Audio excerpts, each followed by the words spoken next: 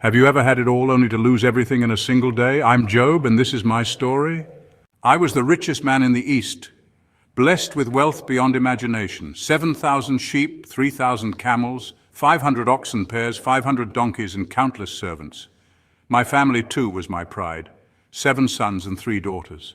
I honored God and avoided wrongdoing, and each morning I prayed and made offerings to protect my children, hoping to keep them safe from sin. One day, as my family celebrated together, disaster struck. A messenger arrived with terrible news. Your oxen and donkeys were stolen, and the servants guarding them were killed.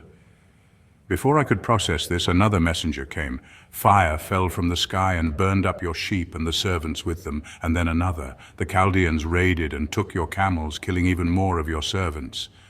Finally, the worst news of all. Your children were feasting, and a mighty wind struck the house. It collapsed, and they are gone. Heartbroken, I tore my robe and cried out in agony. I felt so lost, as if everything had been taken from me. My wife, seeing my despair, urged me to give up and curse God.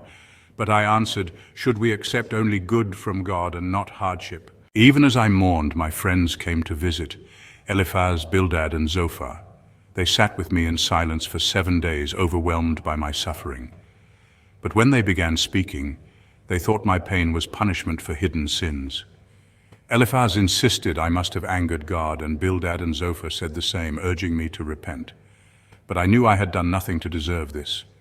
My friends' words wore me down.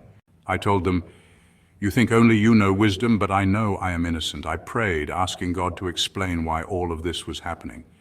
Finally, God responded, not as I expected. He didn't answer my questions. Instead, he asked, where were you when I laid the earth's foundation? Can you control the sea or command the dawn? God reminded me of his power over the world and how little I understood his plans. Humbled, I bowed low. I spoke without understanding. I said, but now I see you more clearly. God also scolded my friends for misjudging me, and he asked me to pray for them. In the end, God restored my fortunes, blessing me with twice as much as before. I had 14,000 sheep, 6,000 camels, and new children to fill my heart again. My story is about faith, patience, and learning to trust that God's plans are greater than we can ever know.